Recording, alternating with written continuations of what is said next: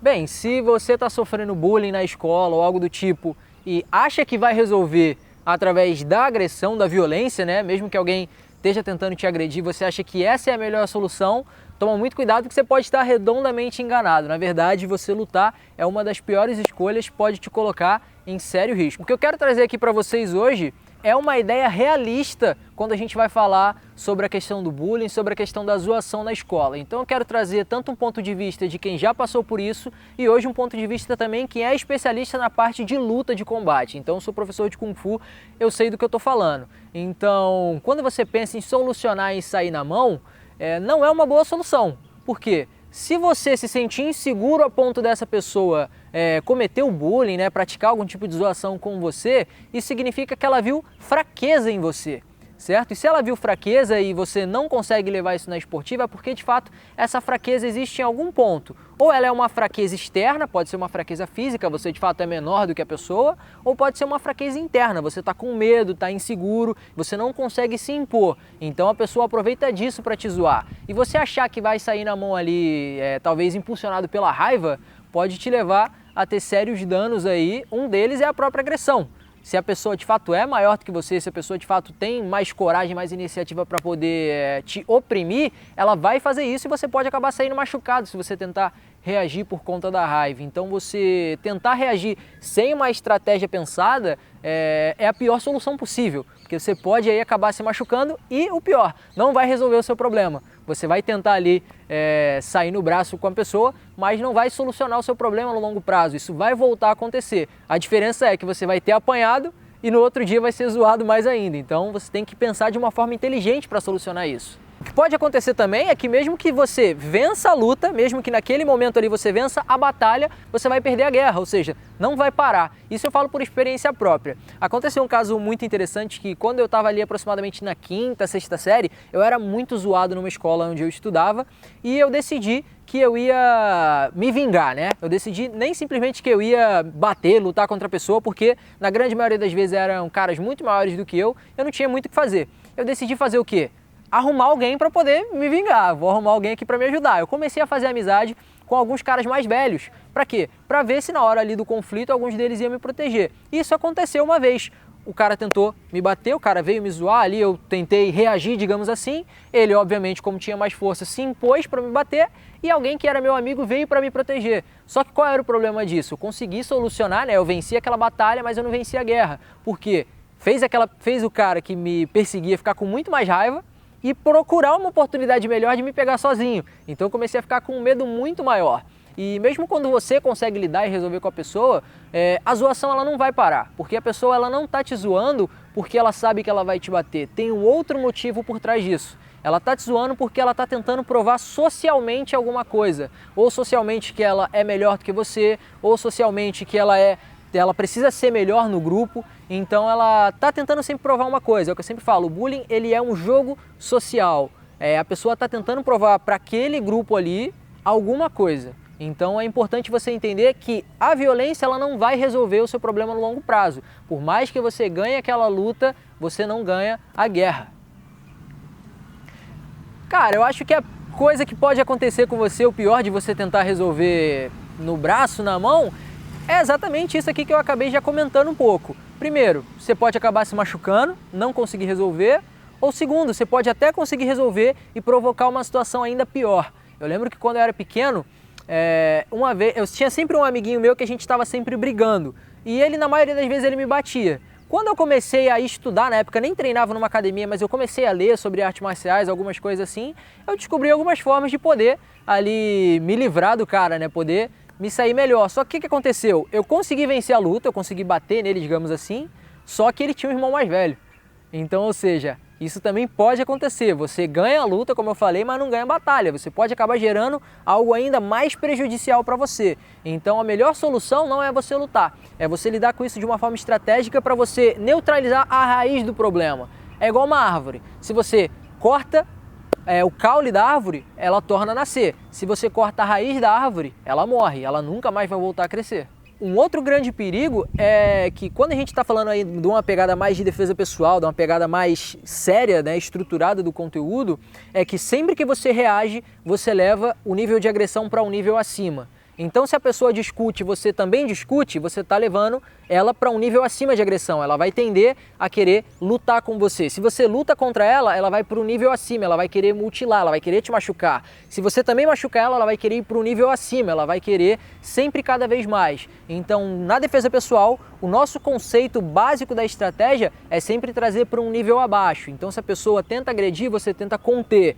Se ela está ali digamos assim, ainda num nível que não é agressão física, mas tem aquela presença de conflito, né? Costuma ser naquela base ali do empurrão, você tenta jogar para o nível abaixo, que seria o nível de ou evitar, fugir, ou o nível de você negociar, o nível de você tentar resolver sem o conflito. Porque sempre que você joga para um nível acima, as coisas tendem a ser pior. Então, se hoje você conseguiu bater no cara, amanhã ele pode te juntar 2, 3 amigos para poder te bater. Se você conseguiu bater nos 2, 3 amigos, amanhã ele pode vir armado com um pedaço de pau, uma faca ou alguma coisa. Então como já treinei pessoas voltadas para essa área da segurança e da defesa pessoal, eu conheço histórias, já presenciei histórias de coisas que acontecem desse jeito. O cara vence a luta ali no momento, ele se expõe a esse risco, no momento parece que ele foi vitorioso, mas umas horas depois a pessoa pode vir armada ou com mais alguém, e aí a história ser outra, né? Ser mais prejudicial para você. Você acaba ganhando a luta e perdendo a guerra. Então qual é a solução? Então se sair na mão, sair na porrada não é a solução para você resolver isso, como que você resolve? Sair na porrada é você cortar o caule da árvore, ela vai nascer de novo.